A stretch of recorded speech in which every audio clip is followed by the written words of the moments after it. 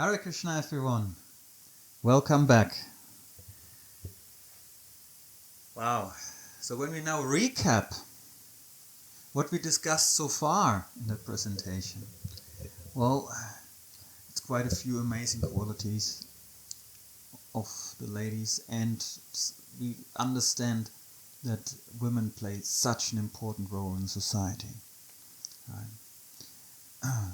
When we understand some of the mechanics, and then how the ladies, the wife, the mothers, how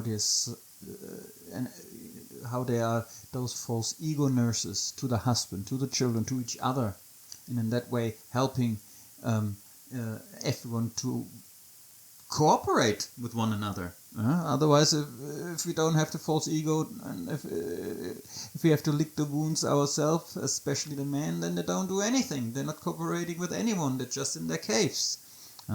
When ladies towards each other, similar things. Cooperation is very difficult without that soothing of the false ego, and that's the role of the women in society. We learned how the female energy is so much more powerful, all right, than the male energy. That a wife can change the heart of even a cruel husband, whereas other way around, even if you have the most saintly saint, and the wife doesn't want to cooperate, he cannot do a thing. That's the power of the female energy, so much stronger than the male energy. So I hope that is a little bit clear from what we discussed so far, and just basically now we just want to sum that all up. And I would like to do that with a analogy which we all already know. We just want to complete that analogy a little bit, right? We hear all about the social body, right? How the different varnas are different parts of the body, of the social body. And the brahmanas are always compared to the head, and the kshatriyas are compared to the arms, the kshatriyas to the belly, the vaishyas to the belly, and the shudras to the legs. I just invented a new varna, the kshatriyas, from kshatriya to shudra in one go. Anyway, so we know that analogy very well, but we also hear in Bhagavad Gita, the less intelligent class of men, which includes women, vaishyas and shudras, right? And we also have here that phrase, women as a class. Right? So there seems to be another part of the body missing, so that we have a complete social body. Because women, vaishyas and shudras are counted separately, and then there are women as a class. So what part of the body is left? There's not much left, right? The head is gone, the arms are gone. That arms probably includes the chest, the shoulders, all those parts which allow the arms to move are part of the arms. All around the shoulders, the back, right? Major part is there for the arms to move. Then you have the belly, that includes all the intestines, including the kidneys, everywhere, right? All the way around the belly. That's the vaishyas. And then you have the legs, right? And everything which helps moving the legs is also part of the legs. That's the shudras. So what part is left for the women? Seems it's all been taken, but no. There's one most important part left, and that's the spine, the backbone. That's the role women are meant to play. That's the role, mother is meant to play. It's the backbone of society. And I think that analogy is actually quite fitting, because when we think about it, everything goes through the spine. Any way of cooperation, from the head to the arms, from the head to the legs, and the feedback, it all runs through the spine. The spine gives the body posture. The spine is the most important part of the body, right? Everything goes through the spine, and that's the role. That's the part of the social body women take, the most important part, because you can have the brightest head, right? The most intelligent head, most qualified head. Society led by the most qualified brahmanas. But if there is no if the connection is not established from the head to the other parts of the body, it's useless.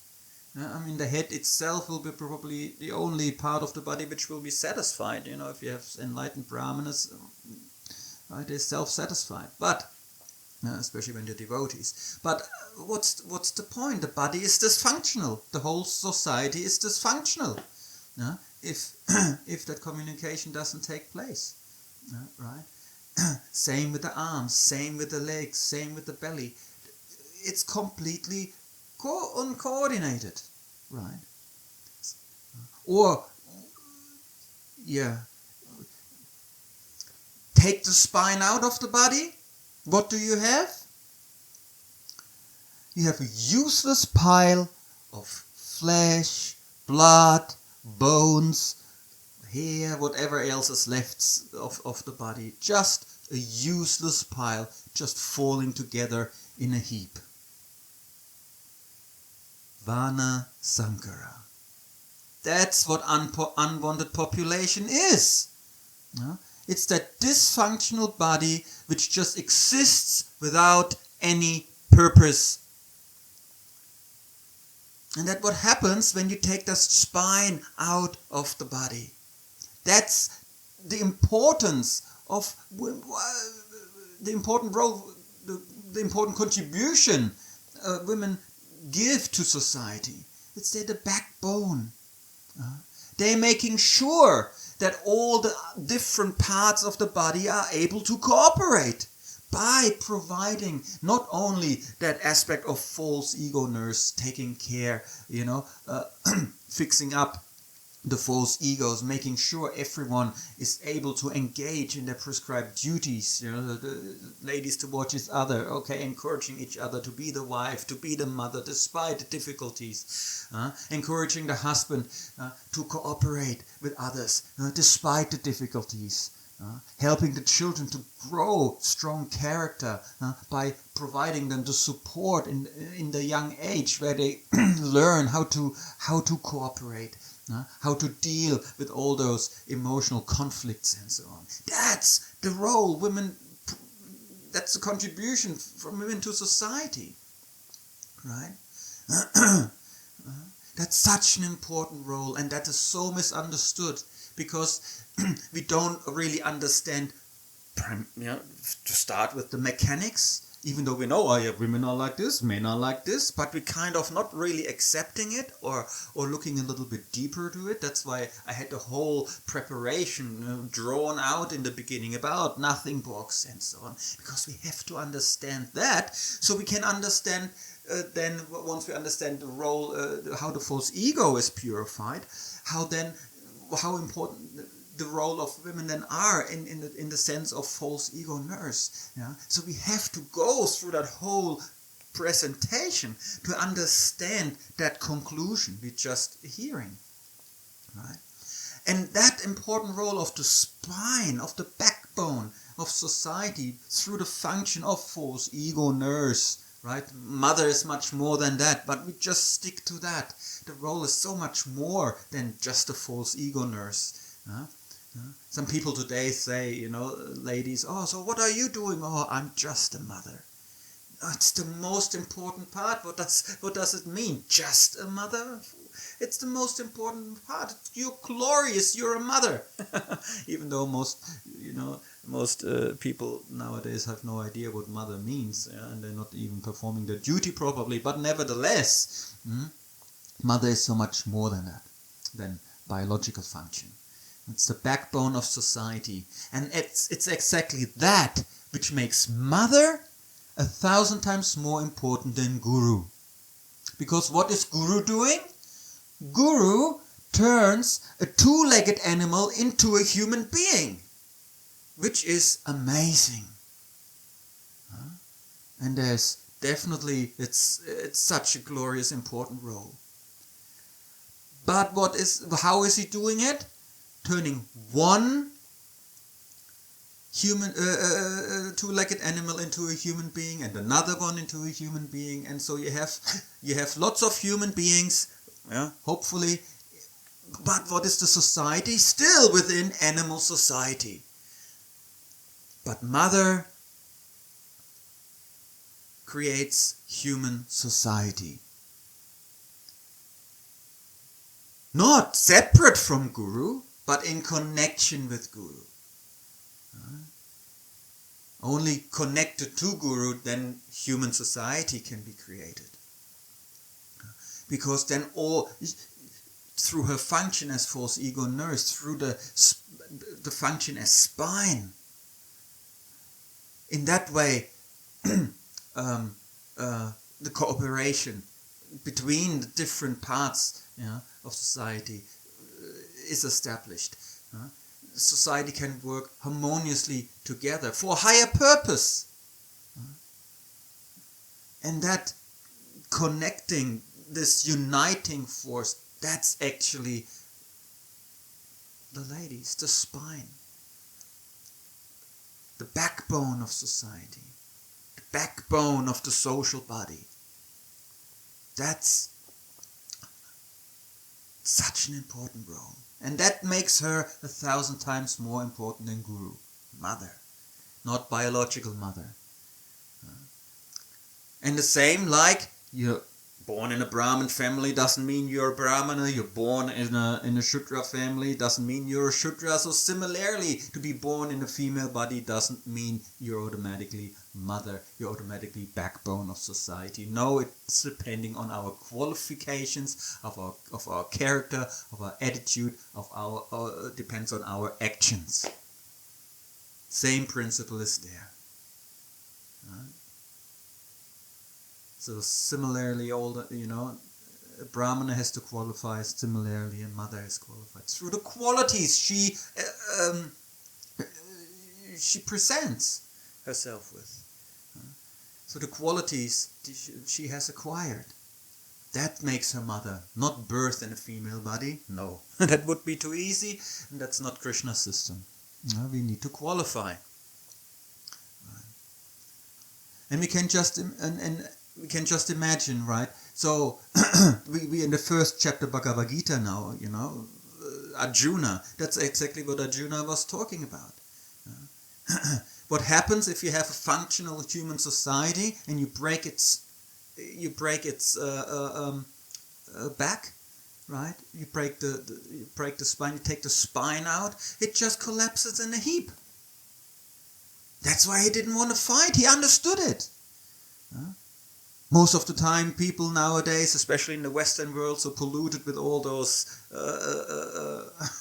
feminist ideas and whatnot, they understand, Arjuna's just blaming the women if human society collapses. No, that's not what he's doing. Arjuna just points out that if women are not able to perform their duties, which unifies the society, which connects the different parts of the social body, which help the different parts of the social body to cooperate, then society is finished. That's what he points out. He doesn't blame women for it. In fact, he would blame the Kshatriyas because, the situation. That's why he doesn't want to fight out of duty, because he recognizes, if there's no one there to protect that society, which is ultimately established through women, through mothers, through the, false ego nurses, in connection with Guru, not separate from Guru, that makes human society. Well, if that backbone is gone, society collapses. And then Varna Sankara. Right? Often we understand that when women are polluted, I don't know, maybe more in the sexual way, it seems often like this, especially because our modern world in Kali Yuga, in the Western world especially, it's also sexualized everything. So we may understand polluted a little bit more in that way, but no. Polluted means we do not want to perform our duties. What we are meant to do. We don't want to do that. That means pollution. We have other ideas. We have better ideas than Krishna has for us. That's what means polluted.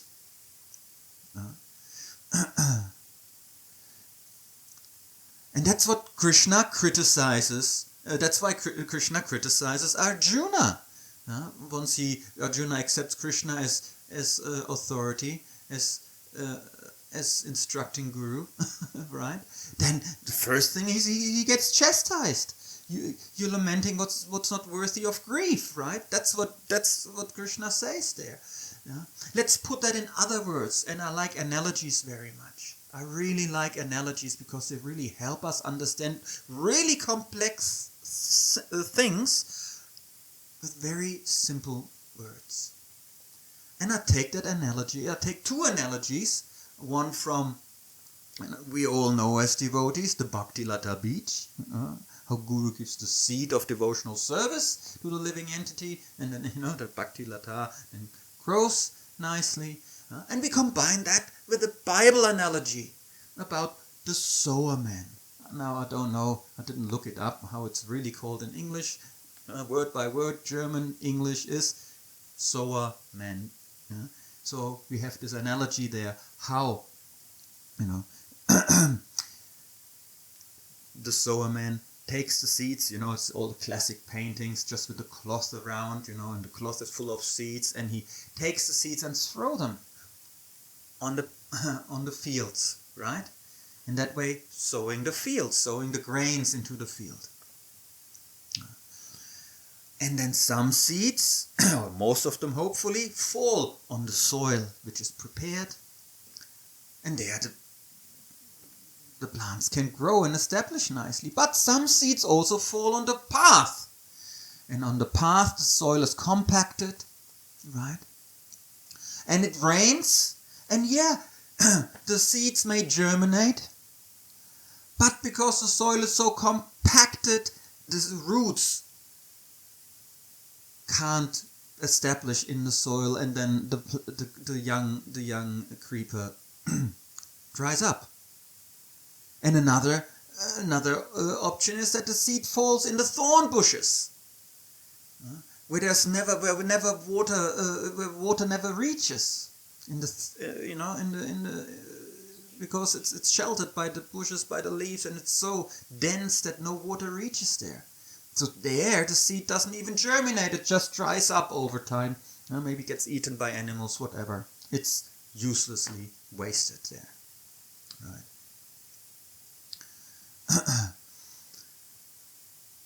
And that cooperation, that function of false ego nurse, we can compare to preparing the soil.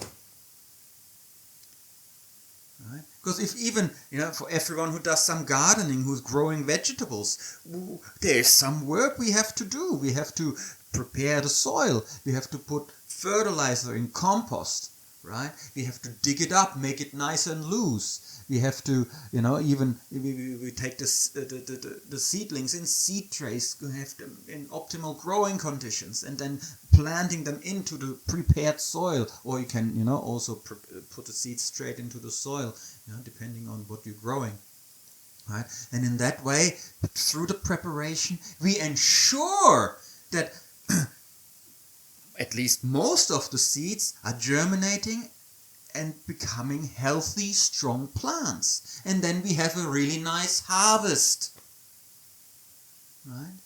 So Guru is the sower man. He has the seed of bhakti. Without Guru, that's what Krishna then points out, You're lamenting about the wrong thing here. Guru is not there anymore. Parampara is broken. You're worrying about mother. Which is, of course, important, but without the seed, right? Guru throws the seed, and then the prepared soil is important. Then it's important to have the soil as prepared and loose as possible, and the whole conditions right. But what's basically what Krishna is telling Arjuna? What's the point of preparing the soil if you have no one planting the seed? That's the actual criticism Krishna gives to Arjuna. But then on the flip side of it, once you have the seed, once you have someone planting Bhakti Lata, well, then it becomes really important for the soil to be prepared, because then the harvest will be larger, better. Then we have a real harvest there. Right? Yes, and we all know we can just throw some seeds on the lawn and something will grow. Depending on the plant as well. Some plants can grow. Will all seeds grow? No. But many vegetable plants, they will just become all straggly and weak because the roots don't go in the soil, right? So yes, even in an animal society, if Guru is there, something will grow. But what would make the harvest much more proficient? What would make the field of vegetables, right, so prolific? That would be preparing the soil. And that's what Mother is doing. Right?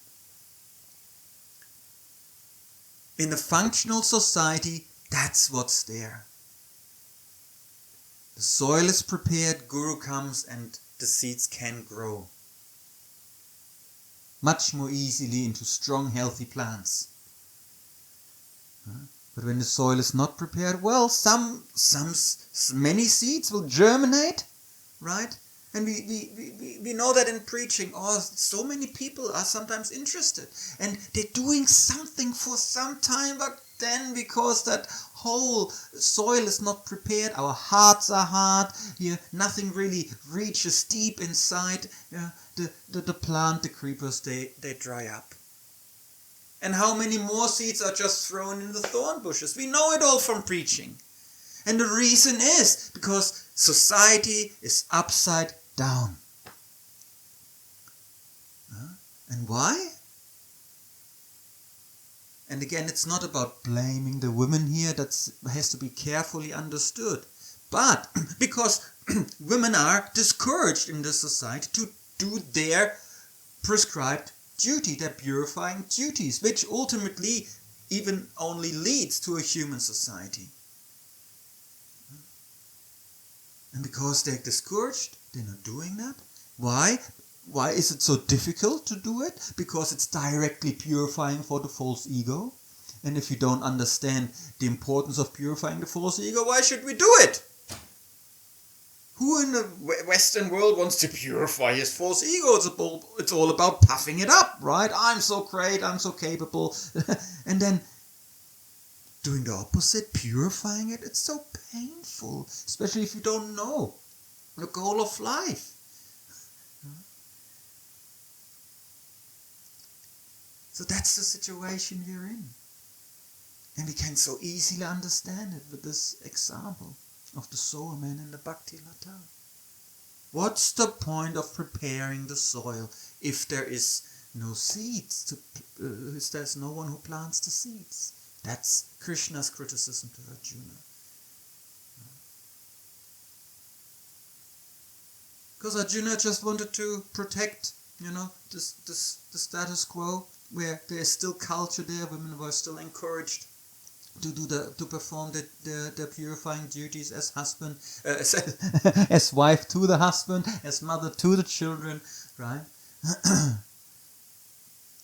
But how long can we prepare the soil if nothing is growing except weeds, right? Sooner or later it's overgrown with weeds, and then it's the whole society is finished anyway. That's what Krishna understood, and Arjuna obviously as well, but he was just a little bit bewildered in that situation, right? Because of his soft-heartedness. Right? So now, I hope there is no misunderstanding here that I say mother is more important than Guru. No, only in connection with Guru, then the role of mother becomes 1,000 times more important. Only in connection with Guru, not separate from Guru. That would contradict Krishna, and I'm certainly not contradicting Krishna here, I'm not contradicting Prabhupada here, or any Vaishnava authority.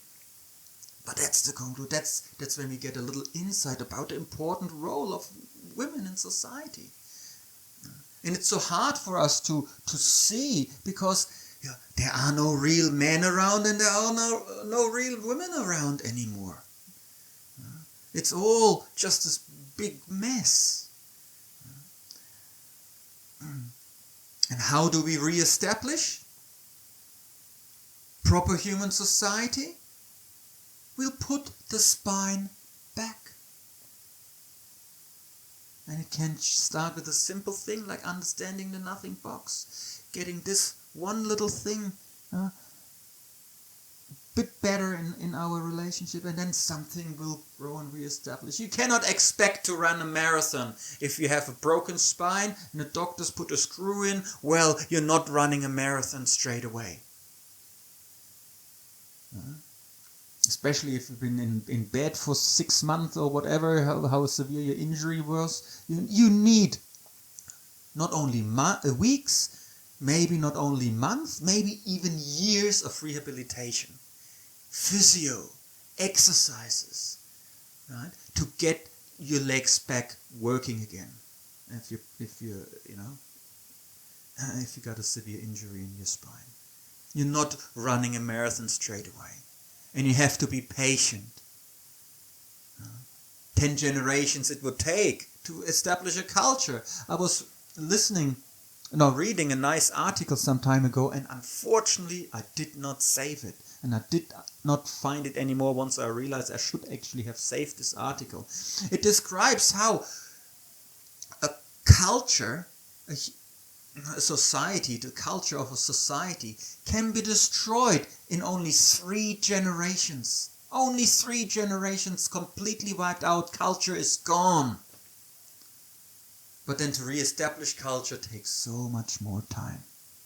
And we see it. When did that really start large scale? That every part of society ultimately was discouraged to do their purified duties after the war in the 60s, hippie time. That's when Prabhupada came. That's when Prabhupada came to the West. That's when it started to consciously be destroyed. Society consciously be destroyed by who? By the demons. I mean, I don't want to go too much into this direction, but we can understand, right, that devotees or demons, they're the only ones who are capable of actually running the show, running society, right? The general mass of people is just too less intelligent, let's put it this way, a bit more friendly than what I had on my tongue, right? The general mass of people is simply not qualified, not interested in doing so.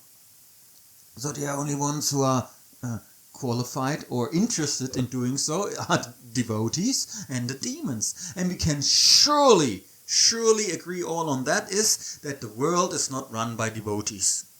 So it has to be the demons. And they are intelligent. Hiranyakashipu is intelligent.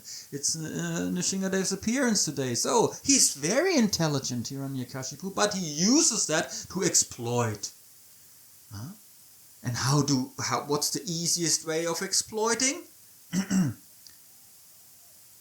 I mean, the easiest way is you're suspect because you're the minority, you're the leader, you're the king. So you have to be strong. You have to have, of course, some options to quell any resistance.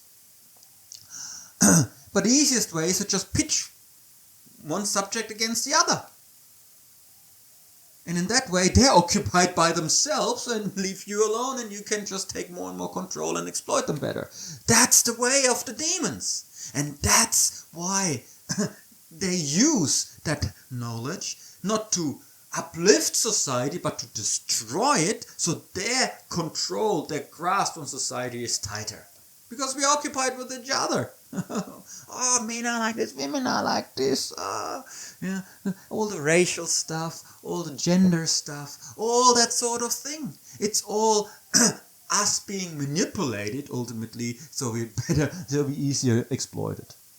I mean, I don't want to go too much in that because that's not the topic. But again, it's not about blaming women. We just have to see that's our situation, and we have to be able to talk about our situation in a way we can make a solution.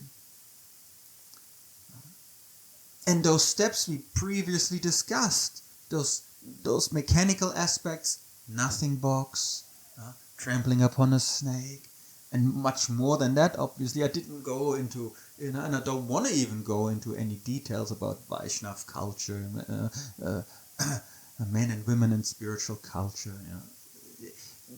The whole point of the presentation is to show the broader picture. Right? How mechanics between men and women, false ego, how it is purified in married life especially, but in any other ashram as well. The role of women, how it's all, connected in a way, or not connected, how it's all, when we understand that, we can make the arrangements so we can actually have the most conducive situation for ourselves to engage in devotional service, because in neophyte state, as I mentioned before, we need a certain amount of peace of mind. Otherwise we will be too disturbed to practice sadhana bhakti. We need a certain amount of peace of mind. We need to be materially well situated.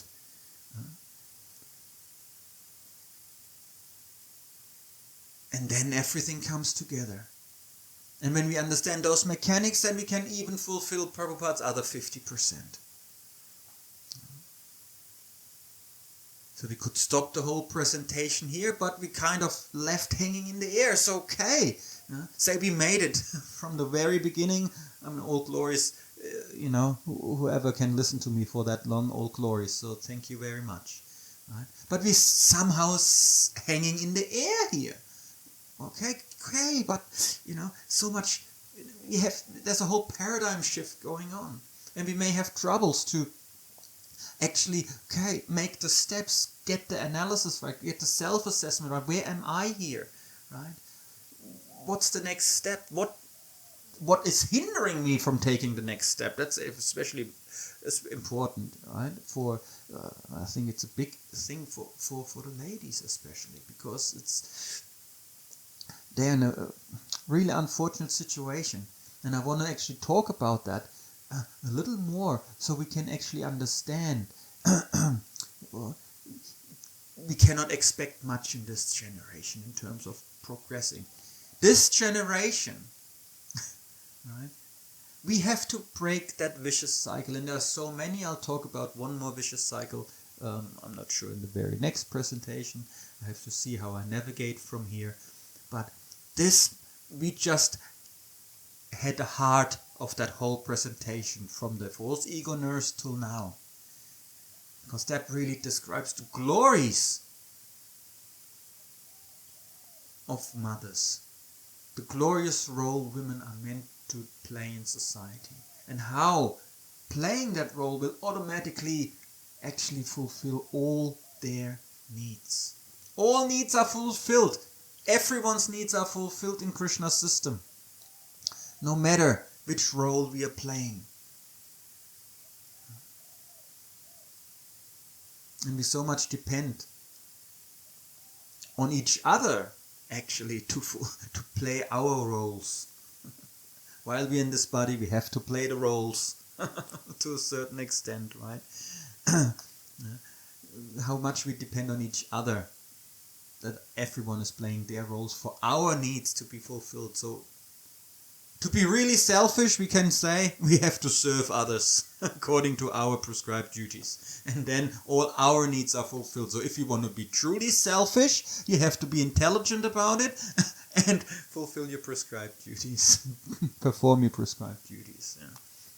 And then we realize we don't even have to be selfish. Anyway, too much speculation now here.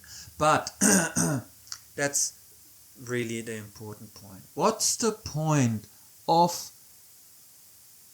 preparing the soil if there are no seeds? And as soon as there are seeds, how important is it to prepare the soil? It's so important. Otherwise, so much useless labor. Throwing the seeds and nothing grows. Throwing the seeds and nothing grows. Whoever's doing gardening knows how much work it is to get it all growing and have a nice harvest. And that's what preaching is.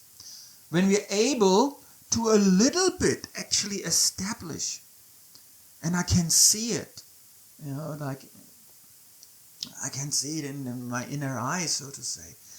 When we are able to establish this culture a little bit, this culture of care, because Krishna's system is a culture of care, right?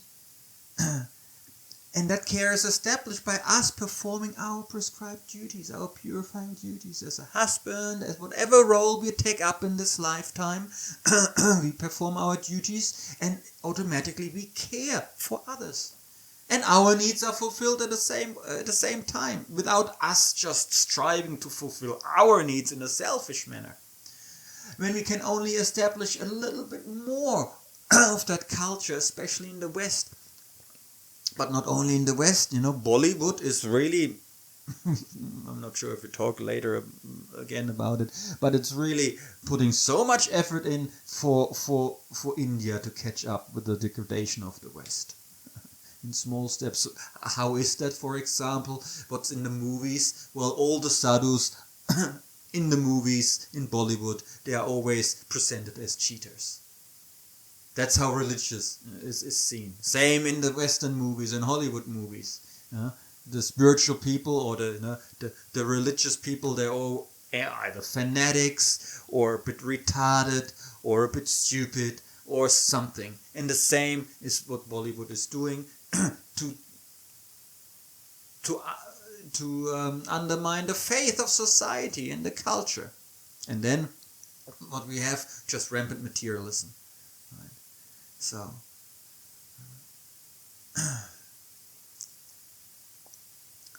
that's really what's going on. And if we can only establish a little bit of that culture, re-establish just a little bit of that care, how much more powerful would preaching be? Because we're actually walking the talk. People will come to us because they see, wow, something is real about those people.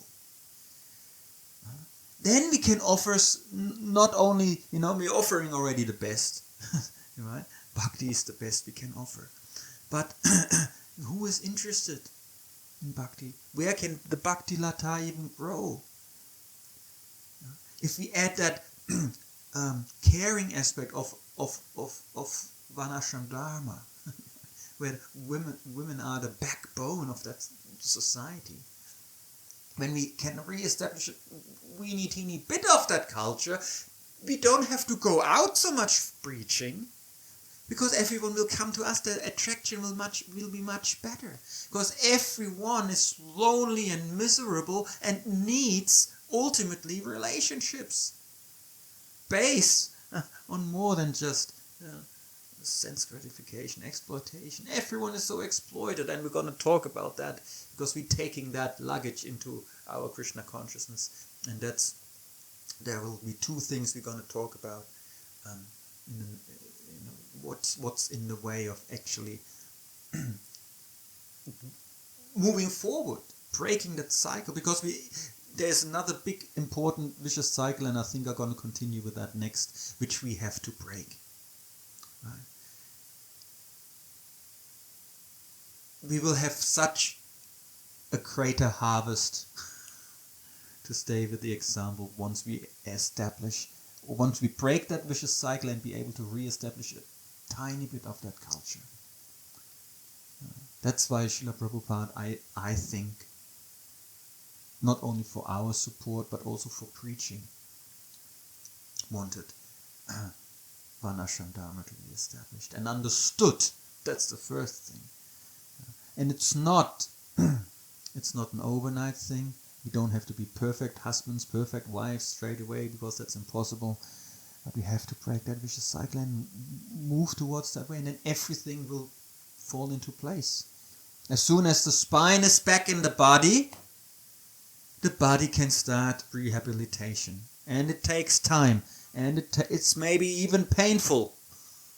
Right? If the legs start moving again, the joints are seized, and the spine is still not healed fully, it will be painful. So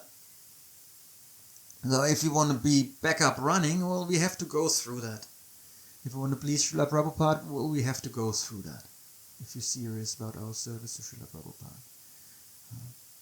And this simple thing, nothing box, is the most easiest thing to understand, because firstly, we don't have to do anything.